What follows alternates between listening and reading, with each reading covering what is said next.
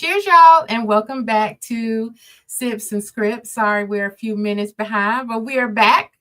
Uh, and as always, we are the podcast where cocktails and culture collide on screen. I am Kirsten Jackson, and today we are talking about the film One of Them Days. So, listen, have you ever had a day so bad you needed a ritual to survive it? This one's for you. It's got some wild plot twists, hot Cheeto martinis, and moments that hit deeper than expected. And I am joined by my amazing co-host Terrell. Um, Yay. yeah, and my other co-host Jeff. He is out. He is traveling to be with family. So we are one down, but the show keeps on rolling. So yeah, Tara, how you doing today? I am all right. Happy Easter. Happy Happy Easter. Yes. Resurrection Sunday. It is a beautiful Resurrection Sunday.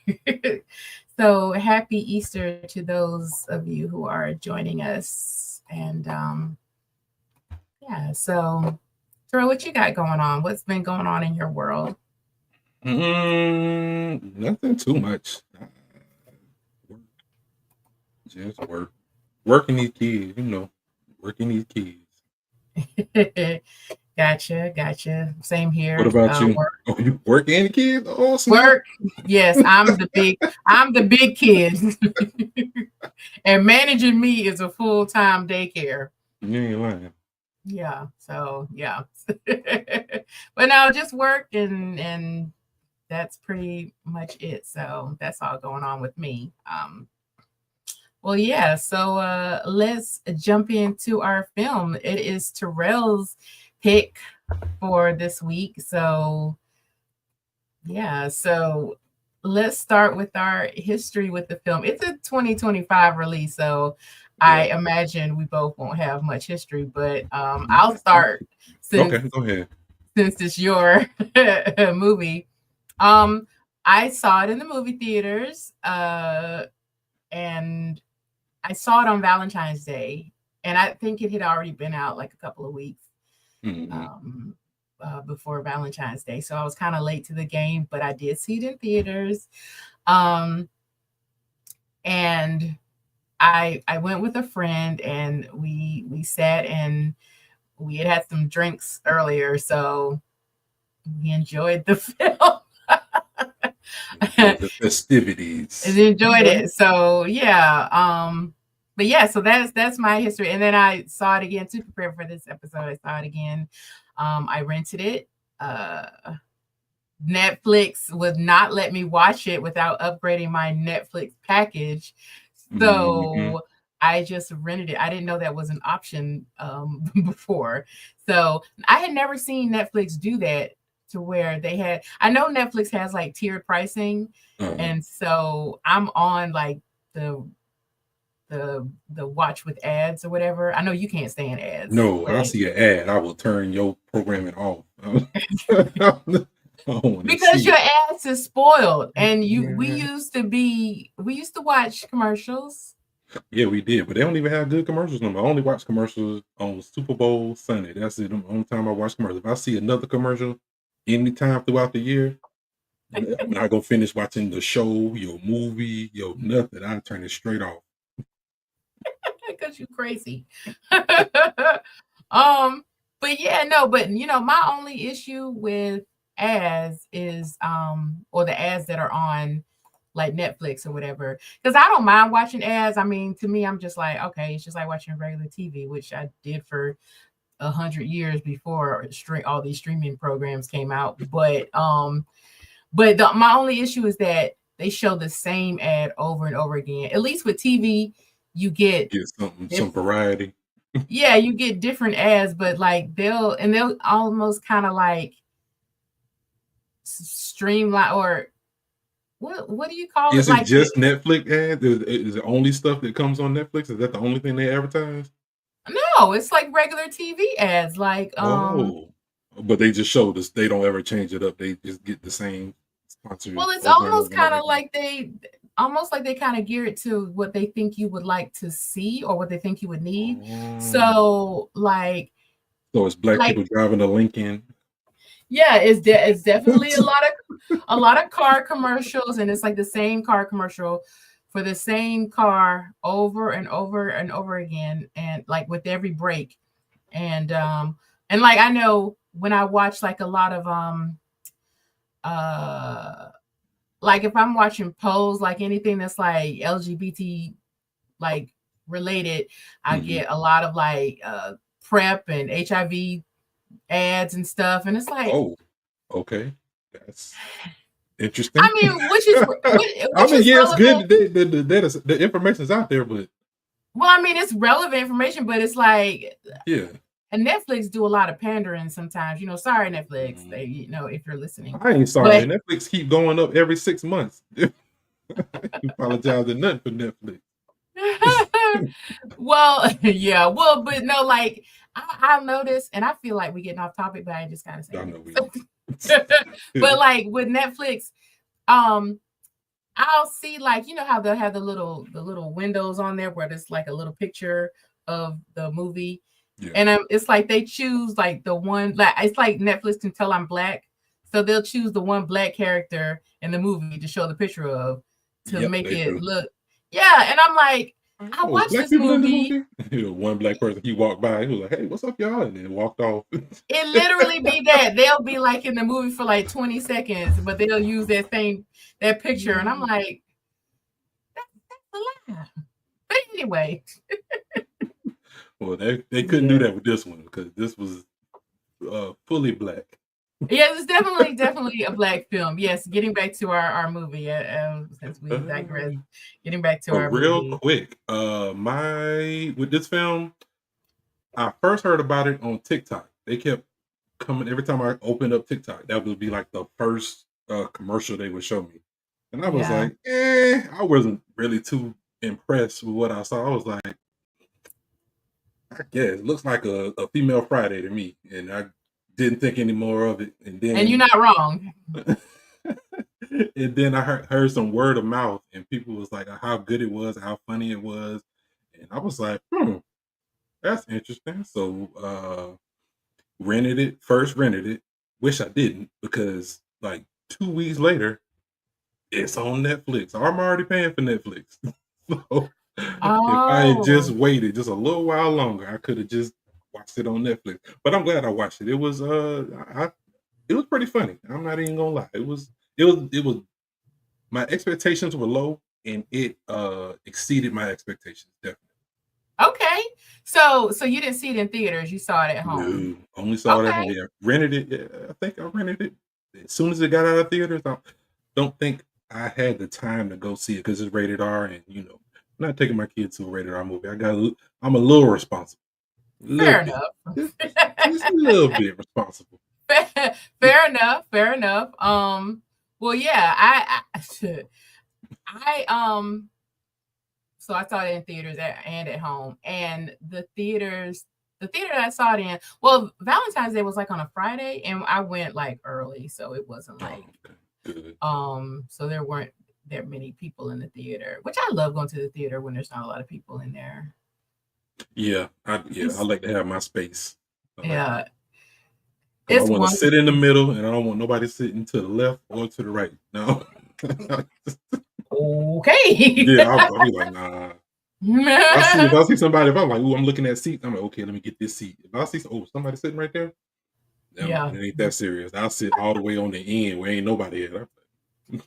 Yeah, that's me. I kind of like to sit on the edge but in the middle, like not up front. Yeah. But anyway, but yeah, I did not know that this movie was out, so I didn't really see all of that TikTok promo because I Really? don't Oh really get on. wow. I don't get on TikTok a lot. Oh, I'm okay. I'm an Instagram girl through and through. So, Yeah, I don't think but they did a lot of advertising on Instagram. I think it was yeah, mostly on TikTok. They was like heavy on and TikTok. it makes sense. Yeah, it makes sense though because the movie looks like one long TikTok because like the bright colors, like it's Mhm. aesthetically TikTok. Right. Exactly. But once I saw that it did exist and that Keke Palmer was in it, like I was like, oh, well, I definitely want to see it. And I did hear great things about it. People were talking about it was funny. And I think and this is probably part of your technical summary, but the Rotten Tomatoes was like 100 out of the gate or something like that. So I was like, okay, well, and I think Kiki's great. So yeah, I like Keke Palmer. Yeah. But I hate to do this to myself. Damn it. Why isn't Jeff here?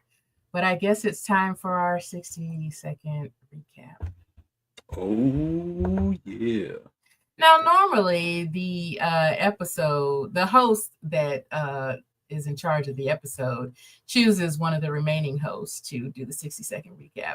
And since Jeff isn't here, it looks like I'll be doing the 60-second recap. Damn it. Oh, you were gonna do it either way.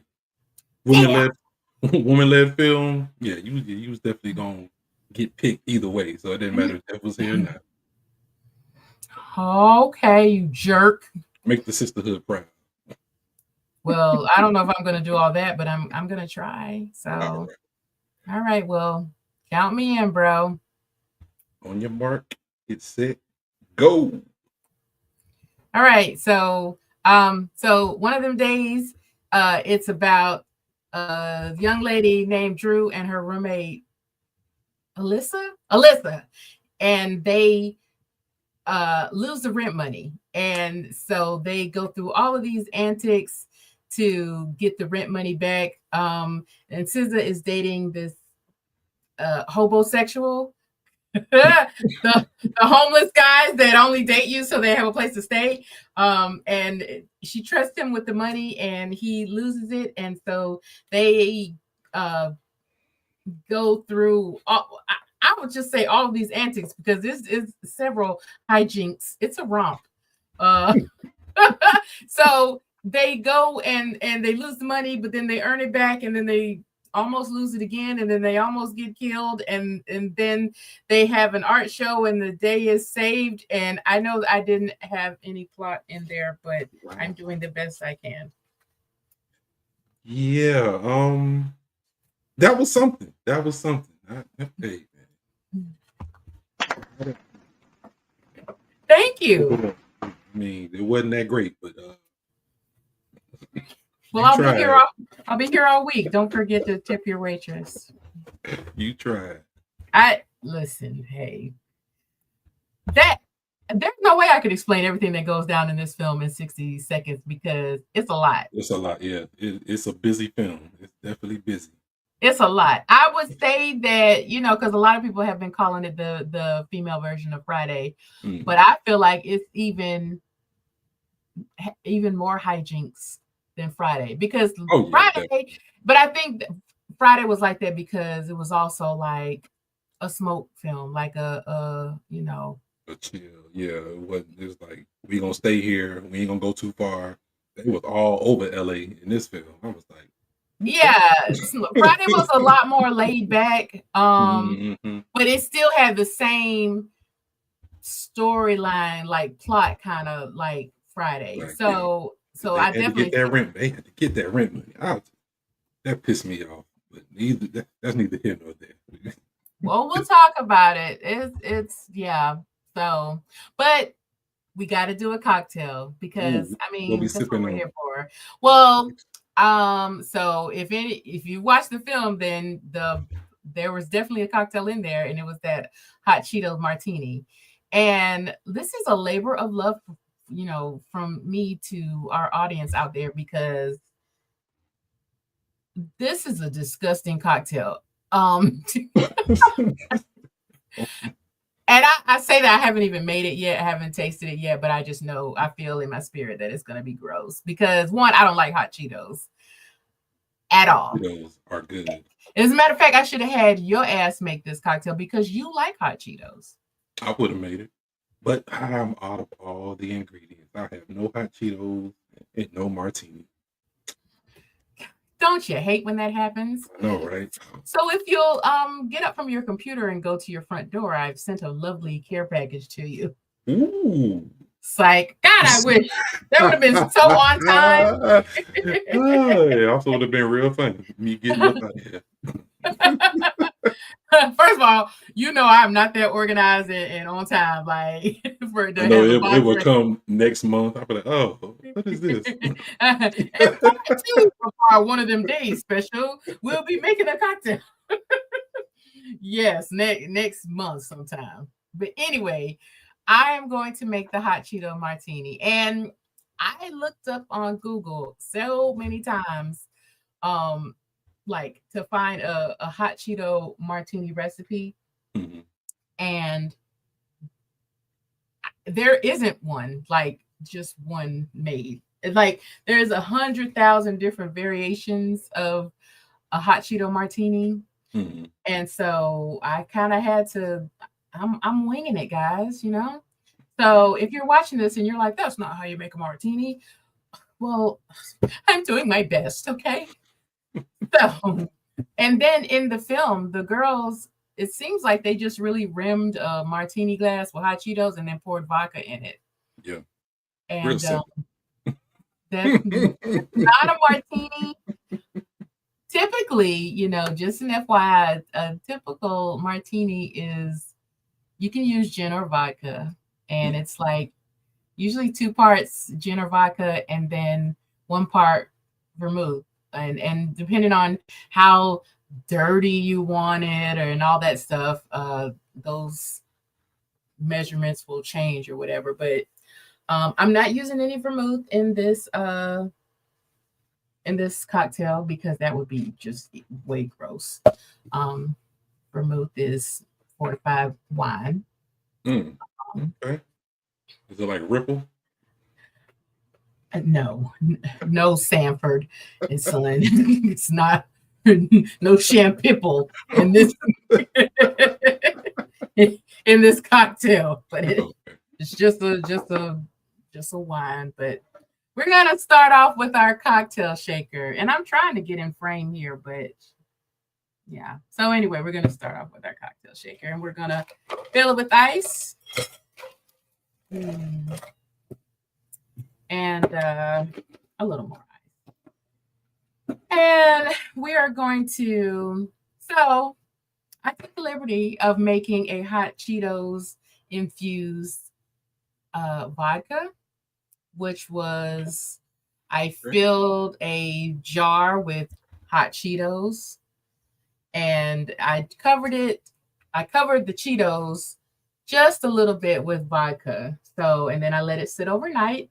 And that's where I got this bright red concoction here, but it's just Hot Cheeto infused vodka.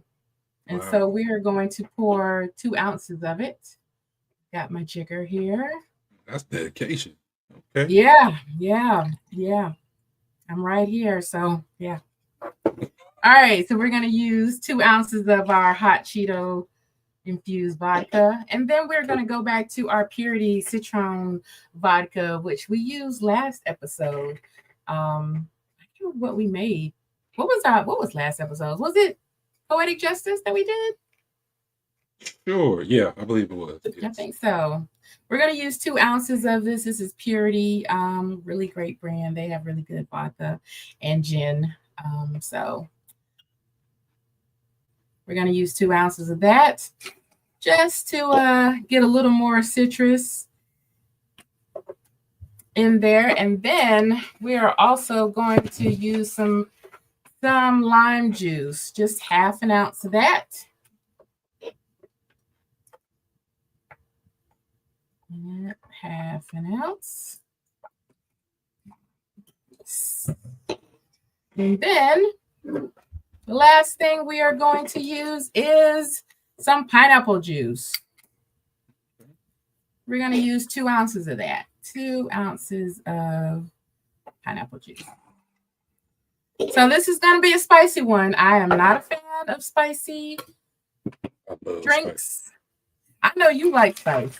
That's why you should have made this. Next season, Terrell, you're going to be behind the bar. Ooh, yeah, put me behind the bar. So everything will be jacked up. Wait. What is going on here? You got to learn something, bro. So we're gonna give it a shake. All right, and get it all chilled. And now, one thing I did do that the girls did was I rimmed a martini glass with hot Cheeto dust. Okay. And it smells like hot Cheeto dust. So all right. So let's see. So then we're gonna pour that into our martini glass, and here we have it. Hey, bottoms up.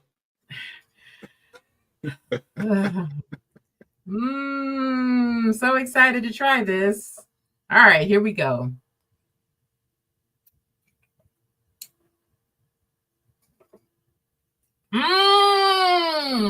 It's strong. That is something. That is a drink. That is a drink. Is it everything you thought it would be? And more. I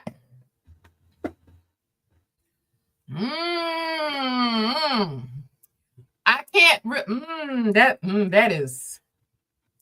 That's something.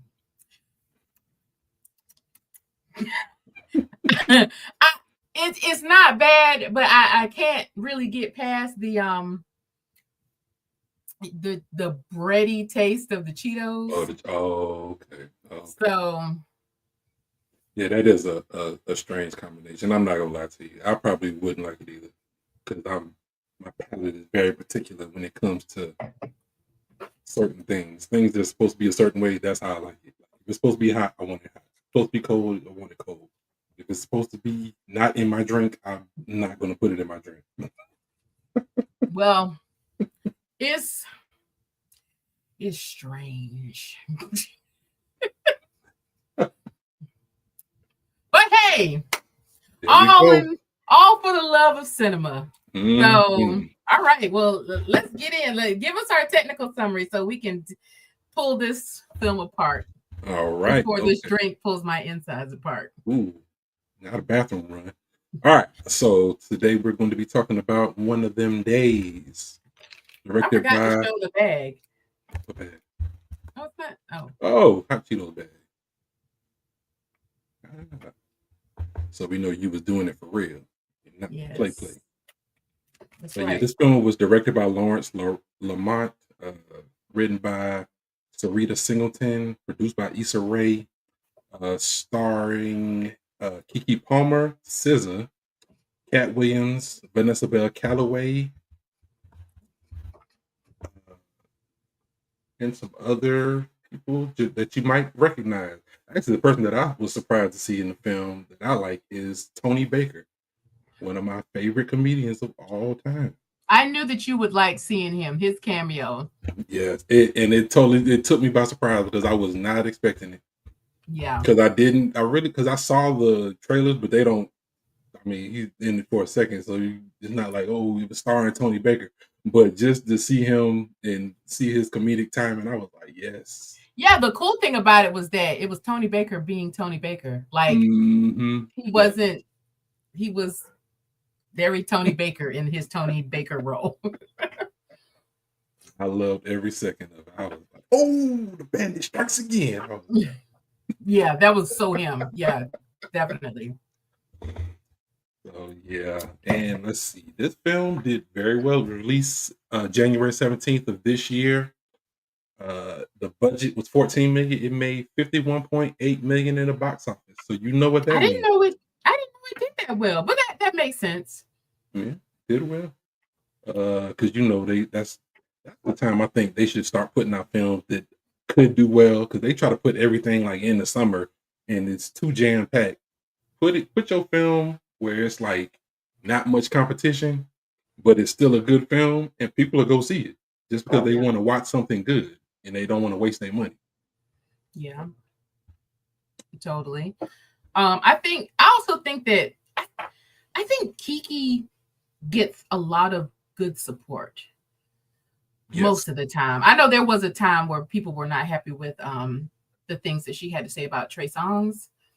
Um, Oh, yeah, I do but remember that. yeah, but for Wasn't the that most, I ain't gonna huh? say never mind. I was gonna say, wasn't it true though? She still, because I just watched a recent interview. I want to say it was on the Breakfast Club, I think. But Mhm. and the thing about the Breakfast Club is I don't watch it like as like a viewer, like, oh, a new episode. Like I always just see clips of it. So I don't know if it was Yeah. an old interview or a new one or just there. But I did see like Her one talking about the recently. situation. Yeah, Oh, where okay. she was still, Saying you that know, it is that's what it is. but yeah, Crazy. but I think that is probably the only bad backlash like that she has gotten. Yeah, Like, because she's in her being because I like basically I watched her grow up. Like it's yeah. crazy because the first time I remember seeing her was on Aquila and the Bee. Even though I didn't watch that movie, I just saw her in the trailer. I was like, oh, okay. And I think she was in a movie with Ice Cube where she's like a football quarterback or something like that. Oh yeah. Oh, I remember that. Yeah, Yeah, yeah. I saw her in that, and I was like, okay. Then I saw her in that Medea film, and I was like, okay, so she got on what Nickelodeon or Disney Channel, one of the two. Yeah, she was in that. I think it was the True Jackson VP. Mhm. Yep. So I just think that she's one of the few Hollywood celebrities that everyone just really likes, and Mhm. she's just really likable. Yeah. And so I feel like, and not to say that it wasn't a good film to go out and see, but I really think people wanted to support her, and I think that's Yeah. that's fine That's good. too. Yeah, of course. Yeah. You see somebody you like, you go support them. Right, That's the right, least you could do is go watch their film if you like them and their craft. So right. I I think that people went to go support her because people love her, and but I didn't realize that it did that well. Like it recouped a lot of the it made a exactly. lot of profit, so that's So great. you know a sequel is in the works. I just have Yeah. that feeling. I just have that feeling. Oh yes, Hollywood will do one thing, and that is run stuff into the ground. So, but that's cool. I'm ready for these girls to return. I really am. Yeah, and I tell you who actually surprised me, and that was SZA. I only knew of her through her music. I never knew she Mhm. could act, and she carried herself very well alongside Keke Palmer. SZA was She a didn't miss a beat. I was thoroughly impressed. yes, that was a pleasant surprise. And because that musician or music artist to actor pipeline is not always Mm, smooth. no, So and for that to be her first time, her first feature film, I was like, yeah, she did an kudos. incredible job, and I'm looking forward to seeing her in more. yeah, I hope that she does give acting a bigger chance. I mean, her voice is incredible, duh, Hmm. but she did a really great job, and and maybe the role was like close to her heart. I don't know much about SZA, but maybe she's Yeah, a like around the way girl like that. I could see that. So you know yeah.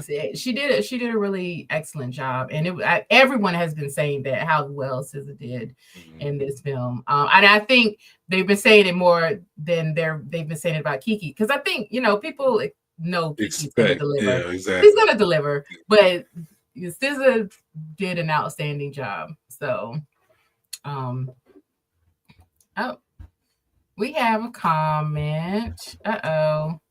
Oh, there's just someone telling us, hi, everyone. Good afternoon and happy Easter. Thank you.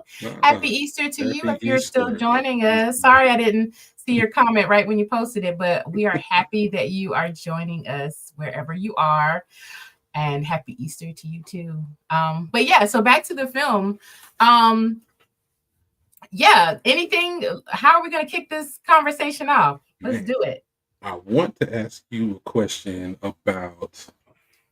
Okay, so at the beginning of the film, she's a waitress at this. I don't know. You want to call it a Waffle House knockoff, or just one of Mhm. those home style, just after the club, after church type restaurants where you go in, they got the waitress and you get your food and your drink and it's all opened up.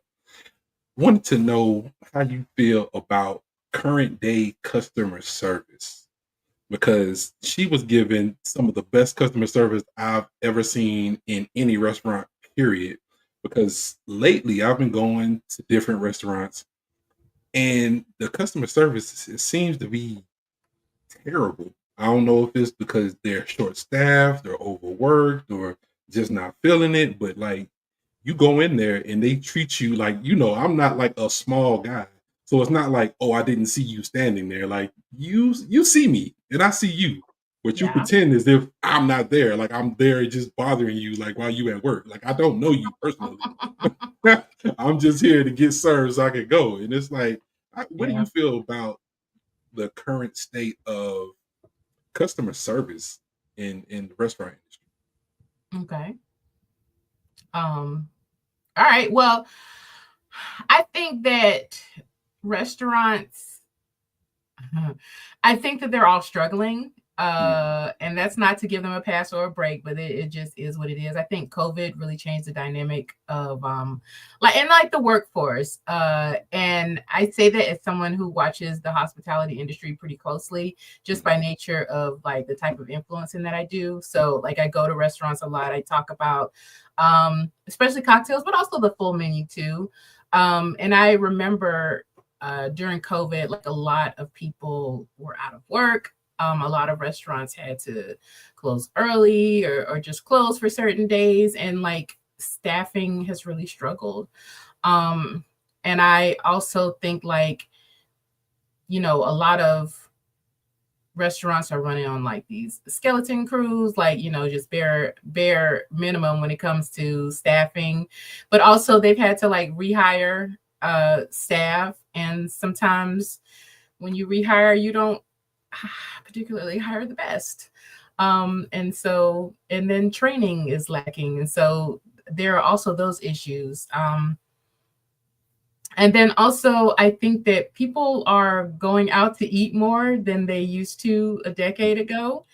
So there's a bigger demand on that industry too. And yeah, so I feel like all of these things are a factor. And I'm kind of like dancing around the phrase people just don't want to work hard anymore because Oh yeah, I don't think that's it at all. I hate that phrase and I Yeah. hear people say it a lot. Nobody wants to work anymore. No, they do. They just want to be paid a fair wage and be Yeah, and they want to treated be like treated a better. person. Yeah. Exactly. So I think that, but to answer your question, or at least I think maybe to like add some to your question, because I don't think there is a one complete answer to that. But Right. I think that there are definitely factors that have influenced the way that customer service is given. And so, but as far as Drew's character, she was excellent, and I've seen workers like that. And the ones who run the entire restaurant, where the manager's in the back, they don't know what the hell's going on, but there's like one solid worker that knows how to fix everything, that knows how to do everything, that knows all of the customers and makes the customers feel welcome. And thank God for people like that. I've always said, like, I hope I never have to work in fast food, and not so much that I just think that that is beneath me, because I don't think that, but I just know I can't. My hat's off to people in like fast food and like restaurant industry, because the way they remember all of these checks and remember who needs ketchup and who wants water, and there ain't no way. I would be somewhere in the back daydreaming. Like I cannot do, my brain does not function normally at home. I know it can't function in a regular restaurant. Like, Well, my first job ever was at Burger King. So I remember yeah, that. so Oh my I've God, you dealt. unlocked a core memory. I forgot about that, but now I remember that. You did, right across from the school or next Yep, door to the next school. door to Yeah. school. And that was my Mhm. first job, and just being there, dealing with different types of people because you're gonna run into people that's they want this, they want that, they want it this way, they want it that way, and then you run into some Yeah, people just they just come to order and just chill. And I mean, you run into so many different types of people. You just got to know how to handle them. And I believe when I see someone just anywhere, either customer service or just out in public, I'm polite to everyone that I come across because that's just the yeah, type of person I am. So being in that industry, I don't believe I would give bad service now, even if I had to work it, because I yeah, know people want to have a good experience and I want them to remember, like, oh, I remember him. And he treated me fair when I came here the last time. Just yeah, leave that lasting impression on somebody. And sometimes just not having a good day, yeah, that happens to everyone. So yeah. sometimes you just Sure. gotta chalk it up as life be lifing. Life So be life, man. I, I think I would be terrible. I would give terrible. I've done customer service before, so like mm, I'm good on the phone and I can talk and be charming with people. But mm, when it came to like actually remembering what people need, and I don't know, maybe I could do it, but I really don't think so. I think people would come away from the restaurant be like, that girl's slow. She's sweet, but she's slow and she crazy. I believe that as well. I would be so nice, but they'd be like, "We never got our ketchup, we never got our water, but she sure was friendly."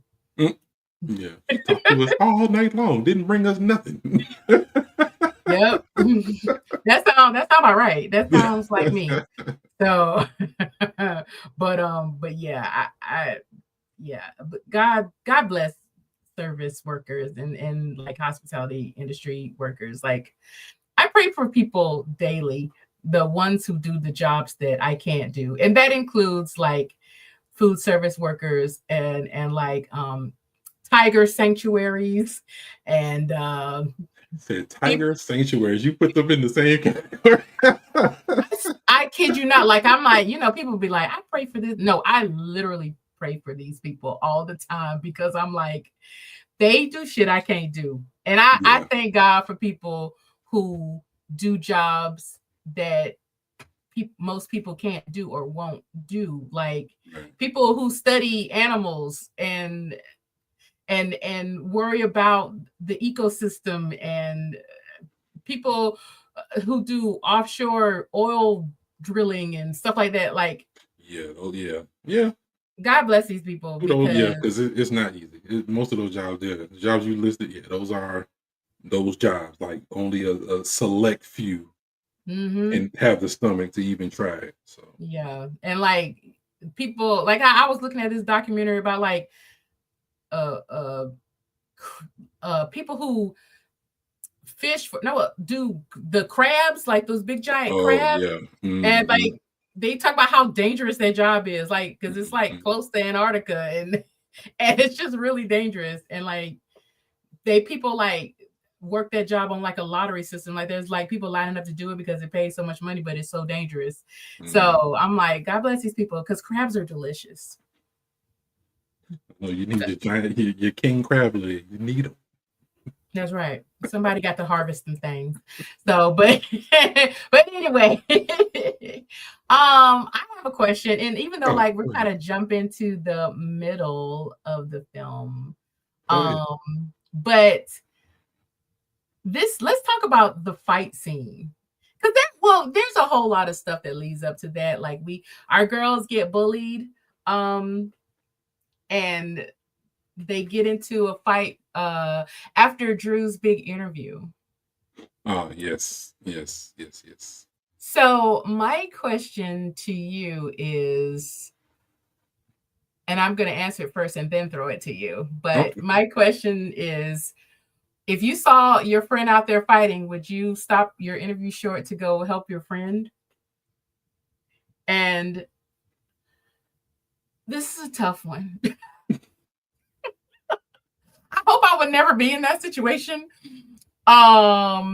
And I was like looking, she was trying her best not to see her friend, but like the friend started calling her name. Melissa started calling Drew, help me.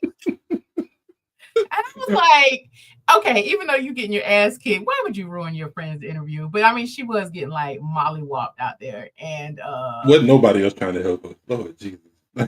Yeah. Which I want to talk about the scene, the follow up from that too. So because was that was rough. And I feel like I would help my friend, but one thing I could not understand was not Kiki, Drew. She went out there and got her ass whooped too. It was a And 2-for-1 special. She was passing out hands. She wasn't playing. I feel like the way I would have handled it, and it wouldn't have been made much for a movie, but I would have went out there. I'd have been like, "Excuse me, my friend is really getting her ass whooped out here. I'll be right back." And I'll I be would have, right back. yeah, because I would be right back. I would get my friend and I would drag her to safety and pull her in that door and be like, "Girl, sit down. Y'all lock these doors. Sit down, girl, and I'm gonna finish Not lock the doors. something." I mean, call the police. I mean, nobody tried to call the police. Nobody did anything. It They was kind of just, like a big old brawl. It was a fight, and then it was over, and then like everybody walked away. Matter of fact, yeah.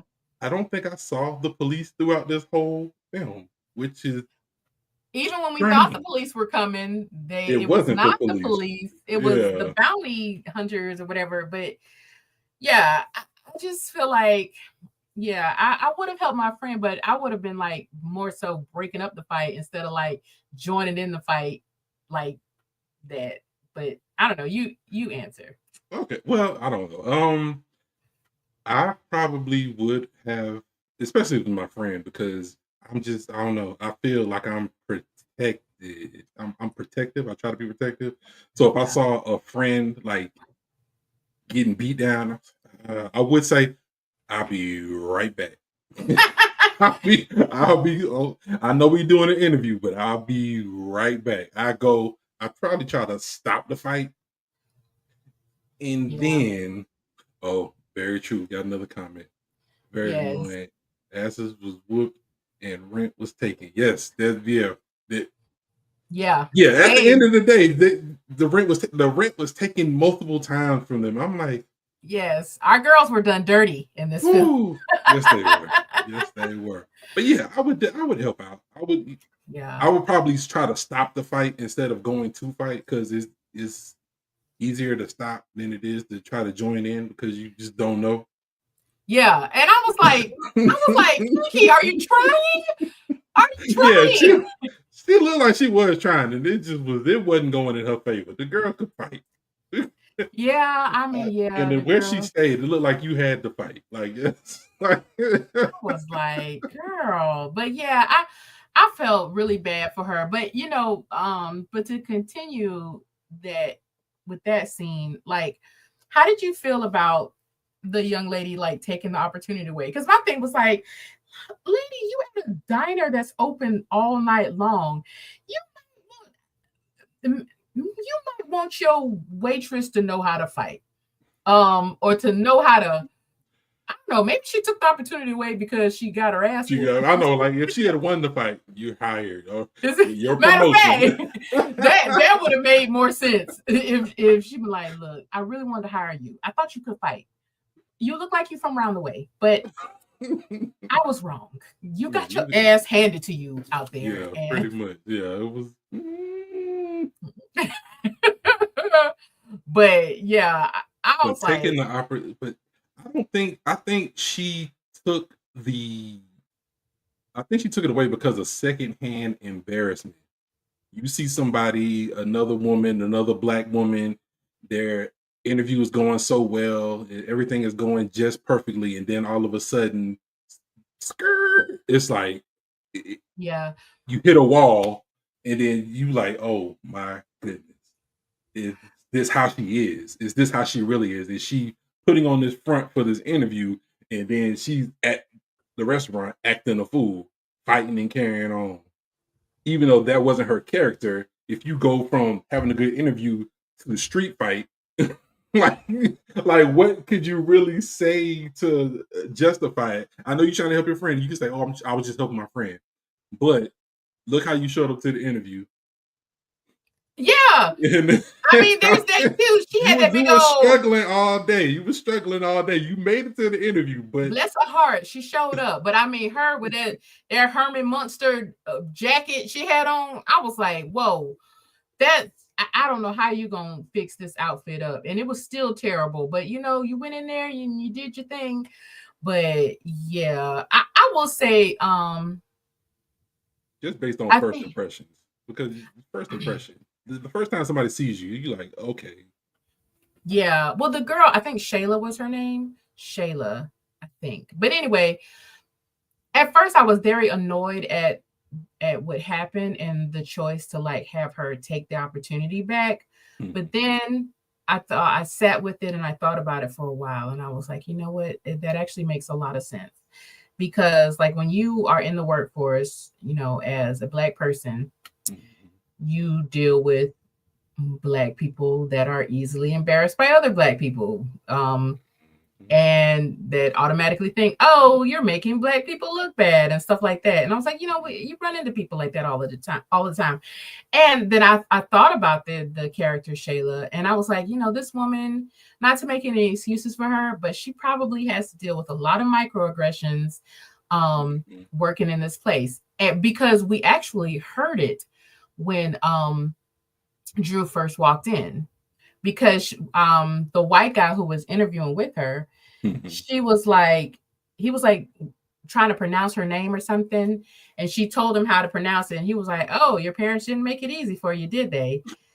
And Yes. I was Okay. like, Yeah, I remember that. Yeah, and that's probably another reason she was like, "You got mhm, me out here. I'm in front of this white man, and you fighting, and you can't dress how you can't dress."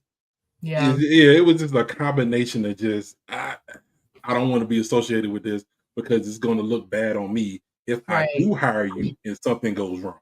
right, absolutely, yeah. So Because then I it and puts my judgment into question. Like, can you mhm, make decisions for this company to send us in the right direction? Because at the end of the day, it's all about how much money they're gonna get put in their pockets. right. And she had Anything. already said, yeah, she had already said that she had worked her way up too. And you know, Mhm. that sense of entitlement of like, you know, I worked my way up and I don't want anybody to come in and ruin that for me and question Right. my judgment. So I get it. I don't like that, but I get it. And I've experienced that, like experienced people like that more than once. So Mhm. I the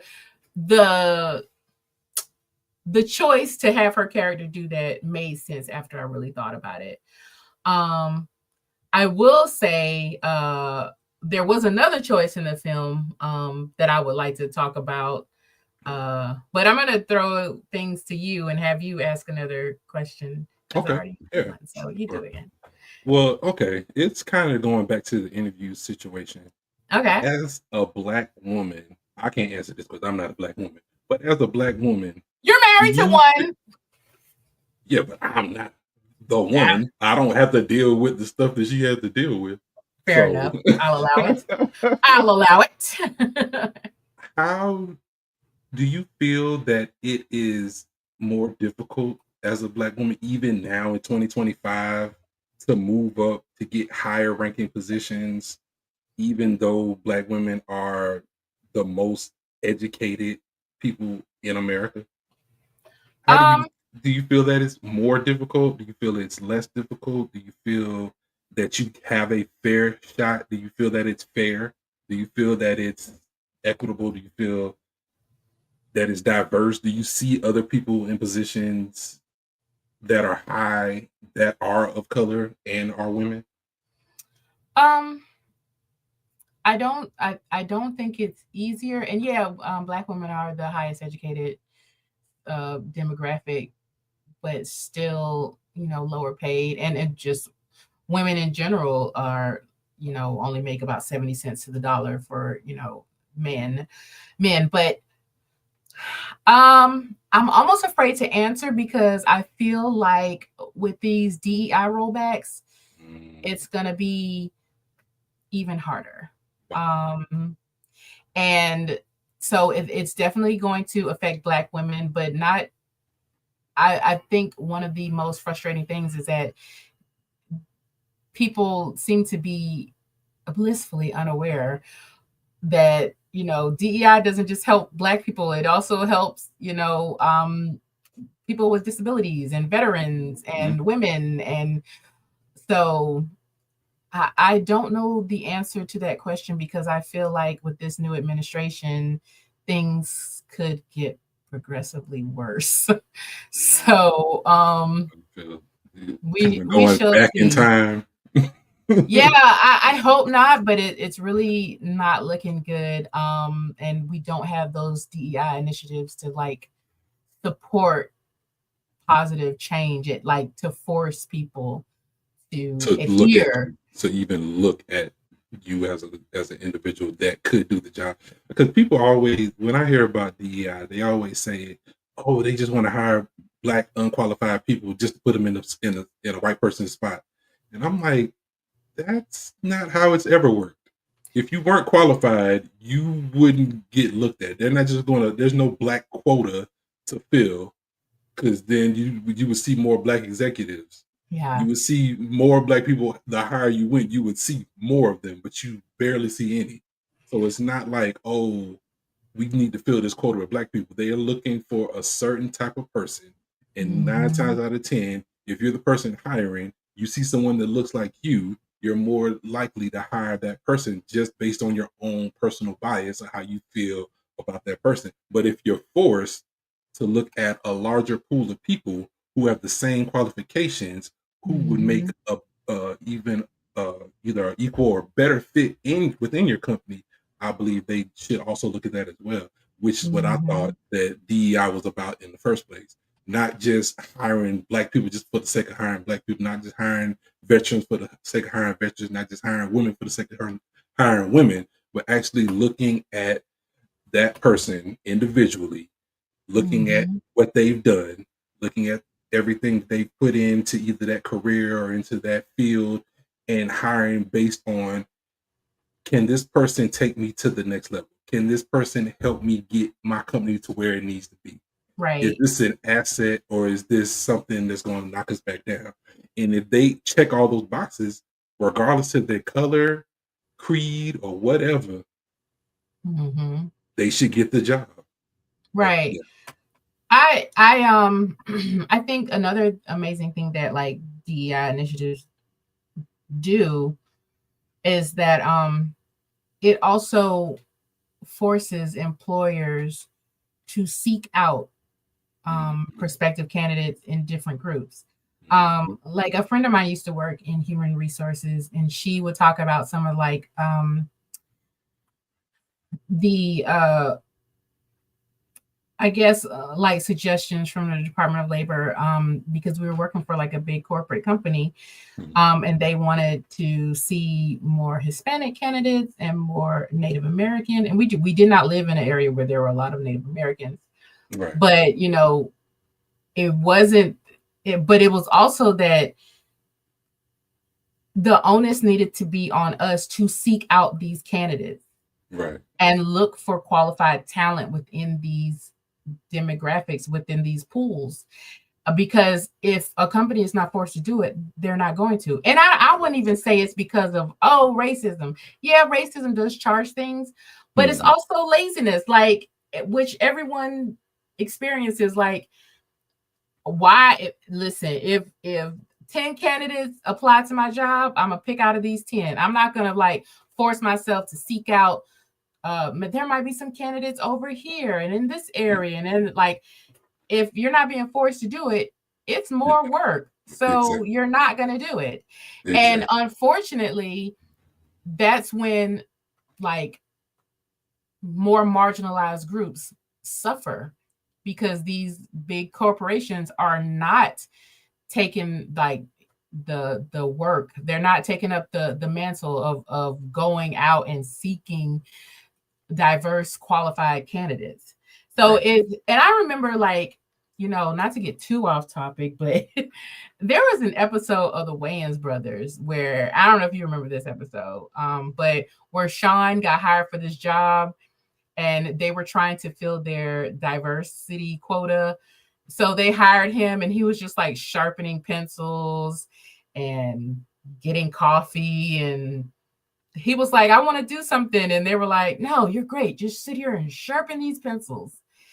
And even though, like, okay, obviously the Wayans brothers is a comedy show, so it was far Mhm. fetched, it is farce, Right. but I'm like, I've never seen a situation like that. Like, you have to be qualified and you are put to work. Like, I've never, Yeah. maybe it happens. If maybe there's somebody out there that knows of an experience where somebody was just hired to just sit there and just fill a quota, but I sincerely doubt it. I'm going to step out on faith and say that I sincerely doubt that that was the experience. But I mean, you never know. But I just don't think that that was a reality or is a reality for anybody, that they're just hired as like some weird trophy person, you know. Yeah, the token. Oh, Right. At least we got one. at least not at the worker level. Like, and Right. so, because I will admit that, yeah, there are some people who get figurehead positions. Mhm. Sure. But I feel like they still got to do some work. But Right. I don't know. But anyway, yeah, that. But I don't know if I answered your question because I feel like it came with Yeah, no, I mean, it's a not deep caveat. yeah, it's not an easy question or even the phrase or even the Yeah. answer because it's so diverse, so nuanced. It's like it Yeah. could go so many different ways because just I don't know. Like it seems like the higher up you go, it's less of us. Period. Yeah. Yeah. Especially here. And it's like people act like, oh, well, that's just the way that like, but it doesn't have to be because there's somebody that's has great ideas, that's working their behind off, who knows the thing inside and out, that can do the job, Absolutely. and they're being overlooked only Mhm. because of one reason or the other. Right. And Absolutely.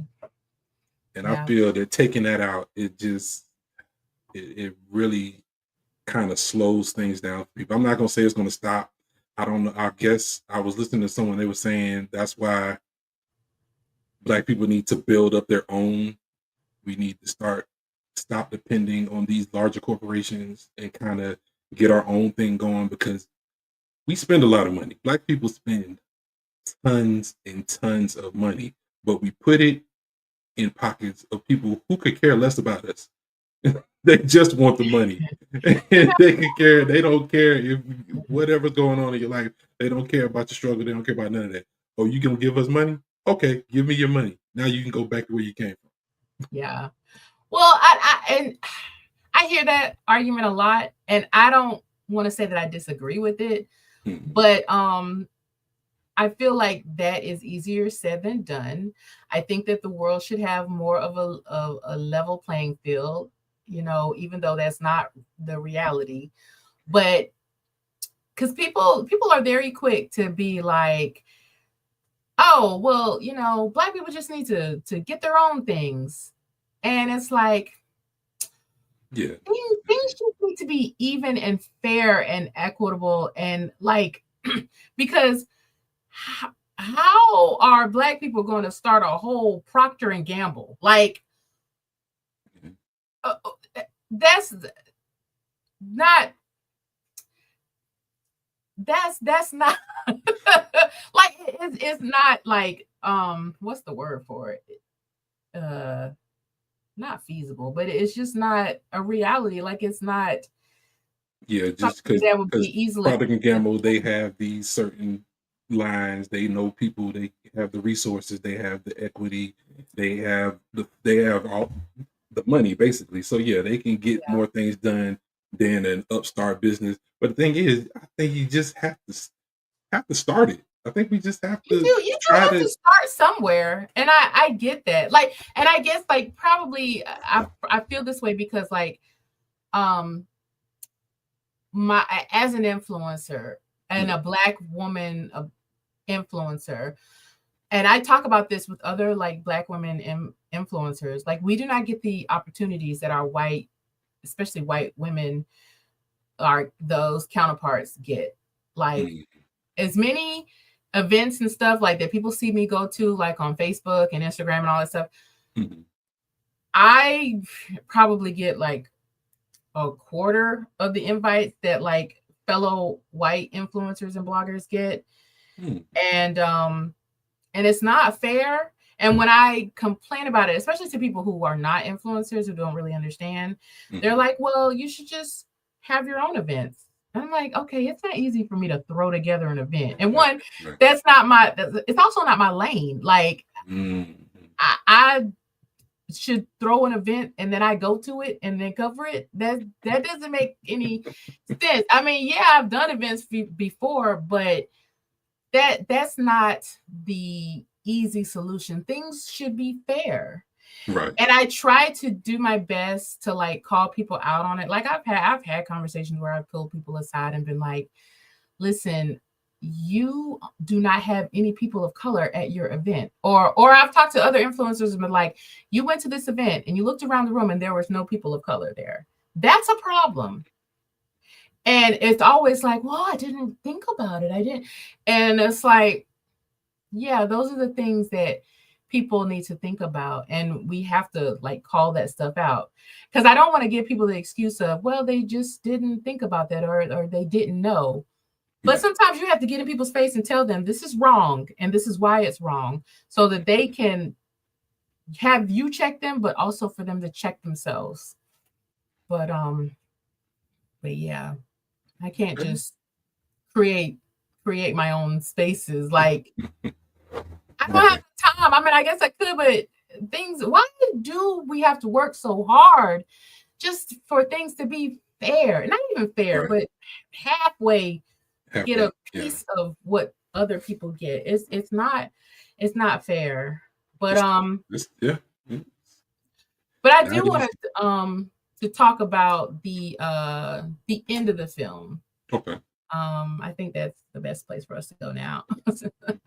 Bethany. But talk about Bethany, or we talking about King Lolo? That was a lot.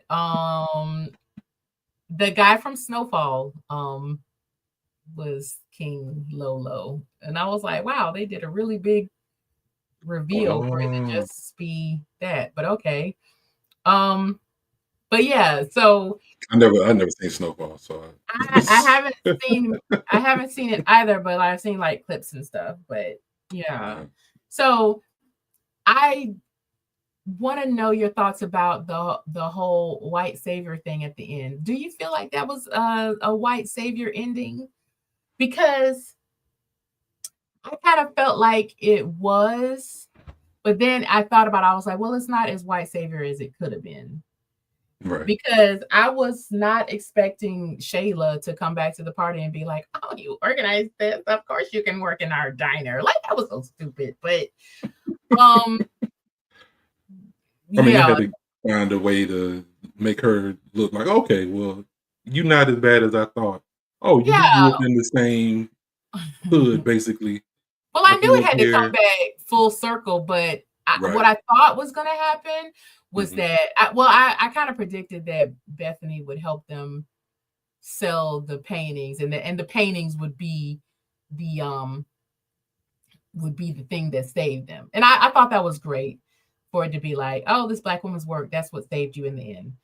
But it was like, you still needed her to throw this party and to get them going. But what I thought was going to happen was that she was going to forego the whole diner thing. And Bethany would be like, yeah, I've got an agency I work for and we'll get you a job there. You can be my creative director because you threw this party so well. Like her offering her a job. And I was glad that it didn't go that way. Yeah, me too. Me too. Yeah, I'm glad it didn't go that way. Yeah, because it definitely could have. I didn't think of it going that way, but you're right. It could have definitely went that way. Because I was like, watch this girl gonna give her a job or do something. But it had more of a, I don't want to say natural flow, because that was like 1 out of a million coming to the same girl that basically booted you out of your interview comes to this hood party. Well, okay. So, but things happen. Okay, whatever. We had to get to where the redemption arc. We had to get there. So, but what were your thoughts on the whole like white savior thing? Because I felt it strong on the first watch, and I was like, okay. I think that the setup was there from the beginning. I mean, she had the really nice apartment. She had everything. It was like they was like, "Oh, you did this yourself?" She was like, "No, it came this way." Where everybody else's apartment in that same complex is like looking drabby, busted up, and stuff doesn't work. And I Right. think that they could have leaned a little bit heavier into it, but they kind of pulled back and was like, "Okay, I like your painting. Okay, you got friends that might like it as well. Okay, so let's throw this shindig." It wasn't so heavy handed to me, where it was like, "Oh, I can do this, or I can do this for you, or you need this, or I can do this, or I can do that." She kind of like, "Well, I do this," and they was like, and they kind of came to it themselves. It's like, okay, but if you can have your friends come through, we can throw this party and get Yeah. these paintings sold. She wasn't like, okay, well, I can take this down to my gallery and we can get this sold, or I can reach out to other influencers and we can get you this, and that. It was like they saw an opportunity, but they figured it out themselves of how they wanted that opportunity to unfold for them. Yeah. I do like that it's still most of the task of saving themselves was Mhm. still On them. done by them. So, Mhm. and I did like that. So that it made me kind of be like, okay, well, It I wasn't as can bad as it handle. could have been because it could have Yeah, been a whole lot worse. I mean, it yeah, could have been like the end of Baps. yeah. But hey, I ain't mad. I ain't mad at my girls getting millions of dollars now. No, oh yeah, yeah, no doubt, But no, but you're yeah, absolutely right. Yeah, yeah. Um, it was, even though definitely this white woman's connections did help the process, mm, but it was their own merit. Like Drew yes, had to plan the party. mhm, Alyssa had to paint the paintings, and so it was, you know. But I just don't. I'm careful about how I feel about like move or like just anything where black people don't see their worth until a some white other person comes person, and tells them that they're worthy. right? You know what I'm But saying? she Like, didn't. But the thing was, Drew kept telling her over and over, like, "Yo, this stuff is good. This is good. Why are you not trying to do anything with this stuff?" So it wasn't right. like she. It's like she didn't have the confidence in her own abilities, Hmm. and until somebody else was like, "Oh, I really like this." Oh, and it shit, it wasn't like she bought it. I really like this and threw it in her closet. Like she went immediately to go hang it up. Like I really like this, and Yeah. come over. And, I Because mean, it was yeah, and the thing was like Drew was telling her like the whole beginning of the movie, she was telling her this painting is good. You know, you're gonna be in the MoMA Museum of Modern Art. You're but it wasn't until the white woman saw value in the painting that was like, oh, I could sell these. And I not get only did she find the value, she put up the coin, she put the paid, money. yeah. And so that's why I'm not altogether mad at it because Drew all day long was saying this is good, but she wasn't trying to pay for none. But but Right. somebody brought some money, like and the dollar is loud, and I get it, I get it. So I'm not too mad at it. It's all good. Right. um, but yeah, so well, I know we talked about a lot of different things, but Oh yeah. I mean, this that movie has a lot going on. it A does, it lot, really a lot. does. Well, any final thoughts about the film or anything in it? um. Oh, I was really pleasantly surprised with this whole film. And Yeah. one thing I do want to say is I believe Cat Williams was underused in this film. Yeah. Cat I Williams was every time I see Cat Williams, either in a comedy, his stand up, even if it's a dramatic role, he brings it every single time. I'm never disappointed when I see Cat Williams. And yeah. just his small take heed. Nobody's taking heed. Yes, he was not taken. Like, yes. He, he Don't listen, go in there. Like, I will say I felt like oh man. the role of Lucky was unnecessary. Mhm. However, it was good to see Cat Williams on film, and it's always good to see him. He Exactly. always delivers. Every single So, time. Yeah, I felt like he was definitely just there, not to push the plot along, but just to add some comedy and to be a familiar comedic face. Mhm. Um, I will say this, and this is my only critique about like the film in general. Um, and I don't know how it could be corrected or if it is something to correct. Okay. Because the film obviously did well and it was an enjoyable film. Mhm. But it was weird to put Keke and SZA together. It worked, Mhm. but like I feel like Friday worked well because Ice Cube, he even though he does have like some funny moments, but it's not like he's trying. Like he's Yeah, the he's the straight straight man. he's the Right. straight man. Mhm. And Right. Chris Tucker is the funny person. Mhm. And I think that if we're going to like point out like the parallels between these characters, I'm SZA SZA, I guess I don't see her as a comedic actress, comedian, Mhm. but Keke seemed more of the straight man. Like she's funny, but Yeah. not necessarily like comedian funny. Mhm. And so I thought it was interesting for them to not have like a comedian be in Oh, that be in role. that role, right. Mm-hmm. Mm, yeah, but like you said, it worked. They played well off each other. They felt like they were Mm-hmm. genuinely friends who knew each other for a long time. It didn't feel forced. It didn't feel like they just It here to get did. a check. It felt It like did work, but I do feel like if to there was bring like more a of the it would comedian, have been okay. the the jokes would have landed better because Mm, all overall I do think the film was great. I enjoyed it, mhm, but it wasn't like knee slap funny. Like it wasn't like how Friday was hilarious. Like it was yes. just Mhm, funny. And I think like this movie was more quirky than funny, like that kind of quirky comedy. mhm, Um, but I mean it worked. So I don't want to say like that's a bad thing because it still came off as an enjoyable film. But would I call this like a hilarious comedy? No. But I would say that it's a fun time. mhm. You really feel for these girls and but I would like wonder what comedian they could even put in there. I mean, they had uh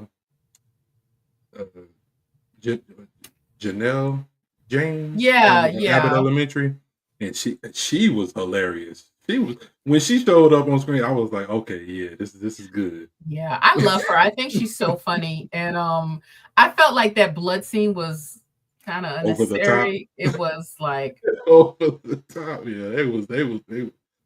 But yeah, it was. I think they just had to do something. I think they was like, we gotta ham it up. This is like a kind of. It was in the vein of the first Friday, but it was more slapstick, like next Friday or Friday after next. hmm So yeah, it's kinda like they blended those 3 movies together, and they came out with one of them babies. I do think that's a smart observation. Yeah, it was more of like that zany comedy that Mhm. next Friday and Friday after next had. Like, because Friday was more calm. It was Right. funny. It was funny as hell, but it was Mhm. more calm. And this was like more that zany humor that the latter two movies had. Right. So and like that blood scene, but them going in there and Keke being gray after Oh, giving all that blood, I I gave 4 bags.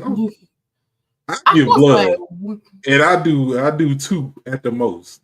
I g if you giving out 4 bags, yeah, you're not supposed to be on this earth. You I was like, whoa, okay. But that I think like that was the scene that we really were given the physical comedy. Mhm. Um it it was my it wasn't a favorite moment for me, but I mean, it is what it is. It worked, but yeah, what is it? Janelle James, whatever her name is. She was hilarious Yeah, in there, but she's reliable. So I but think they yeah, thought that putting comedians around the two main characters popping up hmm here and there because you had Tony Baker, yes, comedian, Cat Williams, Janelle James. And I was like, okay, Desi Banks showed up real quick. yes, I was surprised to see him. I was like, oh wow, okay. yeah, He didn't say much. He was like in it for like 10 seconds, but still it was good to see him. And yeah. Jason, I think it was very smart to have these girls surrounded by solid comedians, mm, because look, it could have been like how Belly was, where nobody in there. Remember, we talked our conversation about Belly. Nobody could act. Everybody was just there, and yeah. You going but to yeah, Africa. Like, oh, okay. All Africa. all of it. But yeah, I think that you're absolutely correct. I think that was a very smart decision to have them be surrounded by solid comedians. So yeah, very yeah, very good. But So yeah, I um, think that's what it was like. We want to use this as a vehicle for Keke and Springboard SZA because she's really, really blowing up. They're doing this tour, Super Bowl, like she's really, really I'm 2 so albums proud out. of her. Yeah, She's she's doing really great. phenomenal. Yeah, and Yeah, it's well deserved. So yeah. much Well, success to her. absolutely. Well, let's move into best worst weirdest so we can wrap up. All right. I'll go first since it's your episode. Okay.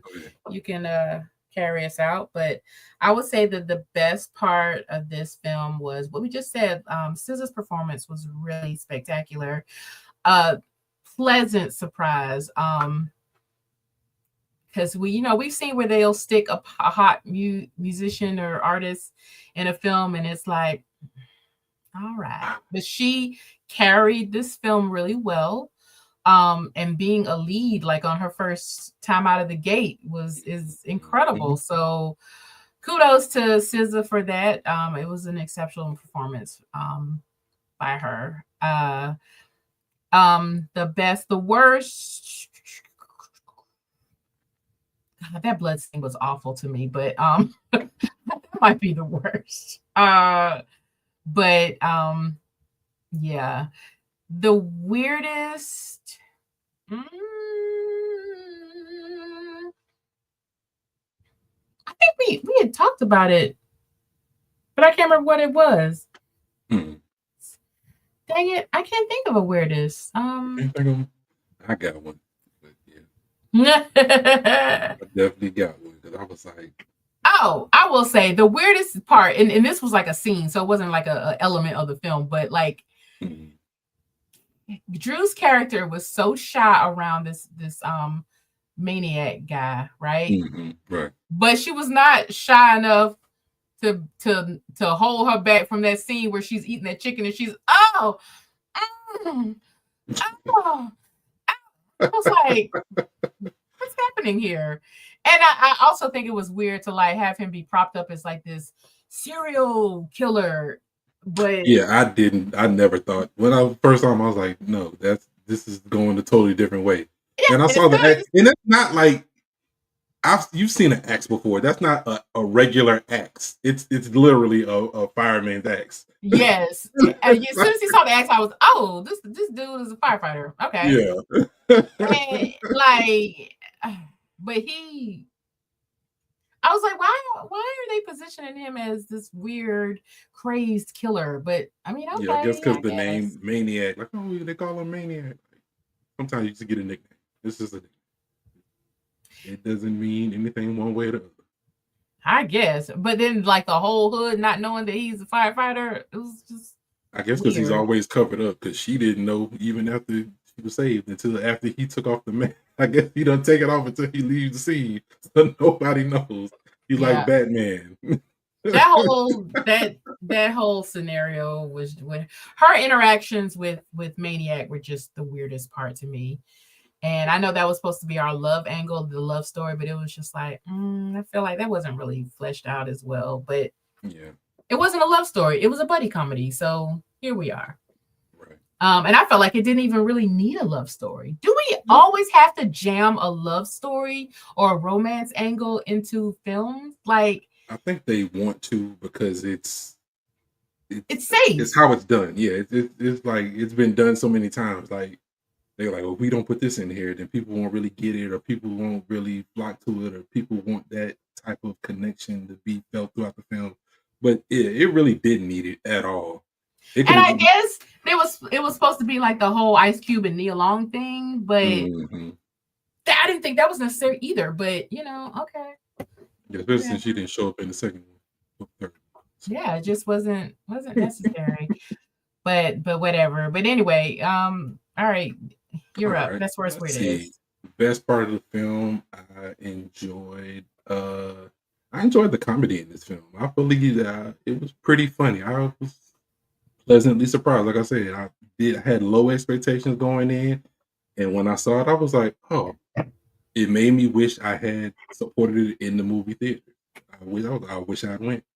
Okay. I just didn't get around to it. But so yeah, I enjoyed the comedy. That was the best part of the film. The worst part of the film, I would have to say, would be just seemed like it was two villains, but one villain. They didn't need two villains. That They, part. they didn't need two villains. It could have just been Bernice. What was her name? Oh, yeah, it really could have just Or it been could have her. been Lolo. It could have been. They could have picked a villain and left it at that. They was like, we got these two villains. Like, you don't need to. You don't. You don't need to. I really wish that they would have let Bernice be The the main. Lolo character, because it would have made sense for her to be like, I put those shoes up there and I'm tired of you bitches have crossed me once again and I'm gonna beat your ass, because it made no sense for SZA to be like, this guy's got a gun and you're like, I'm not giving you the money. Anybody with a gun, you're gonna give them the money. But Unfortunately, yeah, I'm gonna give you the money. yeah, but if Bernice was there and just threatening to beat their ass, that would have made more sense to be like, I'm not giving you the money. But I mean, okay. But whatever. Yeah, so that was that was the worst part of the film. I was like, why? You don't need two. You can just have the one. Yeah. And the weirdest part of the film was, why in the hell would you give your rent money? We saw the reason why. I don't care. I could seen care less. But why would you give, like, you have to live. He don't care. He'll just find some other place to sleep. Okay, first of all, you're thinking with your grown man logic, and you need to be thinking with your private part logic. I've done some dumb shit over a guy, but I've never done anything that dumb. I ain't never like gave no money, but like he was dumb so stuff. untrustworthy. He was so was awful. Oh my he was God. shady as I don't know what. Like this is the guy. Like, I would have rather you put it in the mail. I would have rather you given it to. She could have literally put it in the trash. That would have been better than giving it to him. Like, oh, we threw the money away. Like, oh no, now we got to chase this trash truck down all movie long. Yeah, chase the trash truck. But no, they just chasing this trash ass dude around all movie long. Yeah, that was a rough one. I was like, why this dude? What made you think this guy was just some? Oh yeah, I'll go and turn this money in for you. I would never use it for my own personal gain. Yeah, Like, that was not good. But well, let's open up happy hour. This part of the podcast where we choose a character from the film to have a cocktail with. And since it's Terrell's episode, I'm gonna go. And I would say I would like to have a cocktail with Drew. Drew really seemed to have her head on straight, and she was just Poor baby. She was really going through, like, the guy not doing her hair, and then the roommate with the guy living there, and it was just a lot. And bless her heart, she was having a day. And I loved her little character. So yeah, I would have a cocktail with you. Who you having a cocktail with, her? I am having a cocktail with Lucky. Okay. Having a cocktail with Like Lucky. Cat Williams. Yeah, man. I'm like, what happened, Lucky? Because yeah, I would like to hear the story. Ain't no joke. Payday loans, I remember. Oh man, I dealt with them. They be serious. And you know, I have too. Remember when we lived together and they came to the house? Yeah. Like, they serious. Like, they said, here. We here for the money. Like when I paid I think I got like 2 of them, and they weren't payday loans, but they were just like those small loans, high interest loans. And I didn't even have a reason for getting them. I just did it. When I paid them off, I was like, never again. Never again. Yeah. I did it when I was in Arizona, and I was like, yeah, never again. Yeah, because they are brutal. Like, coming to my house. Yeah, they call you on the phone and threaten you. Yeah, but I would like to hear Lucky's story, because that office that they went to was so predatory, and I hollered. That interest rate was ridiculous. I thought that was the year y'all was established. That was hilarious, and the girl laughing about the credit score. That was a good scene to me. Yeah, it was. I don't know who she was, but I've seen her around, but I don't know who she is. She was on Abbott Elementary. She played she was the substitute teacher? She was like a parapro. We call them parapros. Yes. She was in the room with the white lady. White lady, yes. Mm-hmm. Sorry, I can't remember your character's name. But yeah, she was funny on that. And so, but yeah, like, these girls were surrounded by really funny people, and I think that really helped this movie along. Oh yeah, definitely. Absolutely, because it could have been real dry and real like, oh, that's it. And I think Keke is hilarious, but sometimes her delivery is a little is missed because of the way she talks. And I don't know if anybody else, if I have that kind of hokey. It's like she'll be like, and I was like, because it was a lot of times when the first time I saw the movie, I was like, what did she say? Because she'll be like she says funny stuff like that, like under her breath. And it's like, that doesn't really translate well in a movie, but because we can't hear you. But okay. But other than that, she was wonderful. I love Keke, so I have nothing bad to say about her.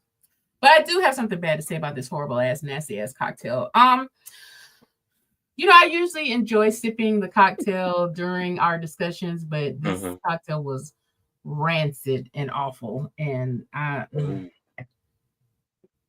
well, they said in the movie they had never done it before. It was just something they enjoyed it, but it was just vodka. They just poured vodka in a Cheeto rim glass, and maybe that's what I should have done because it's horrible. But hey, you live and you learn. Yeah. Did it for the people. But yeah, so I think that's it. It's all. Yes, that is all. So cheers, everyone, and thank you for joining us while we discussed one of them days. If you would like to suggest a movie for us, or if you want to know more about us, if you want to drop us a line, please follow us on social media. Don't forget to follow us on Instagram and Facebook. We're on both of those platforms at Sips and Scripts Podcast.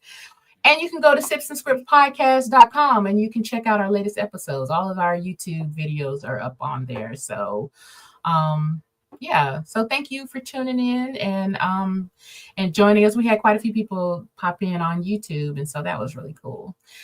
We hope you enjoyed chatting and sipping with us. So until next time, cheers. Watch Sinners.